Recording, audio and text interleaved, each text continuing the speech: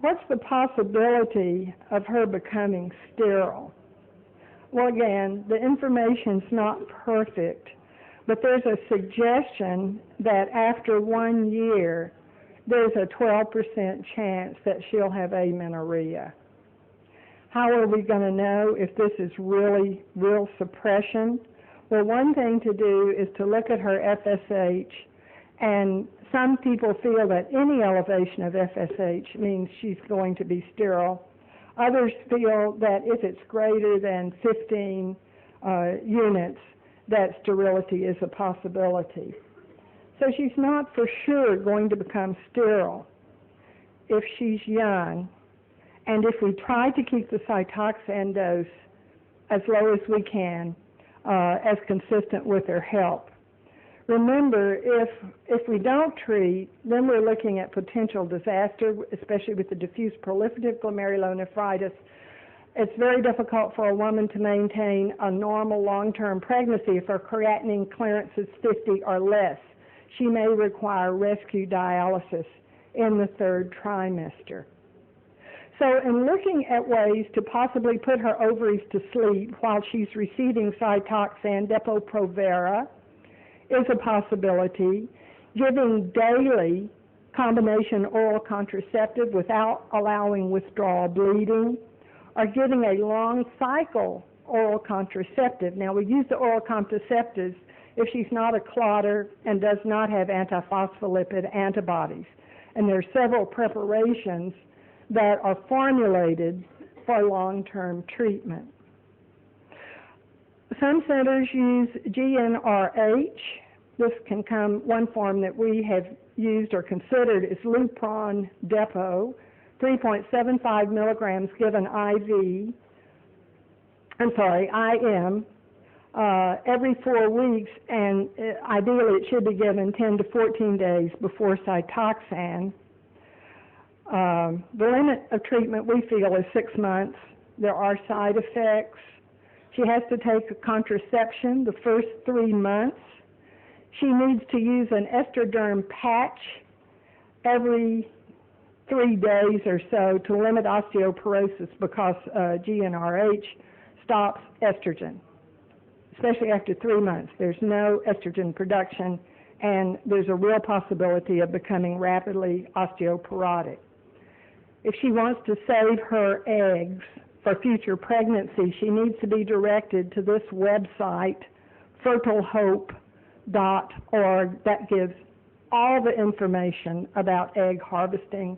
If your patient has her eggs harvested and she is injected with many hormones to make her ovulate, her blood estrogen level will go up 100 times, 200 times normal, and then there's a risk of her lupus activating. B-cell depletion, rituximab, we know what it is. Various studies have been done that suggest it is useful. One study in arthritis and rheumatism, 2005, clinical activity was controlled. This correlated with B-cell depletion, as we've mentioned. Rituximab depletes usually the line of B cells between stem cells and plasma cells. It did not, interesting, it didn't change the anti-double-stranded DNA or IgG levels. They make antibodies to it. But improvement occurred that lasted up to a year. So I think it's certainly a viable treatment. Nephritis has been treated with it and has responded. And also, there are anecdotal reports going back to central nervous system lupus that it's been useful for a series of 12 patients. The new biologics, belimumab, it was really American rheumatologists were looking to this as the savior. It's really going to help lupus patients significantly.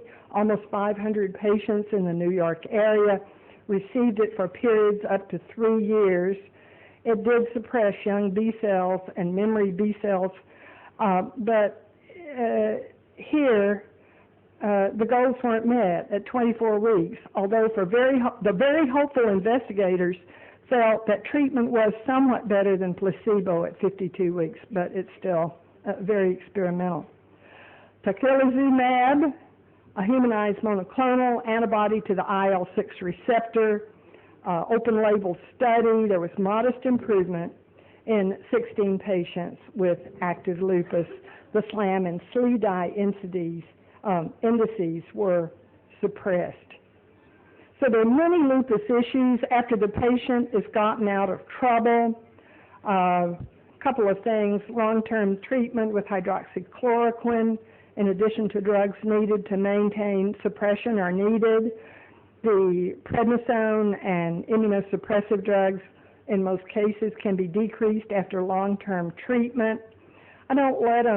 I ask them not to eat alfalfa sprouts and not to take things like echinacea.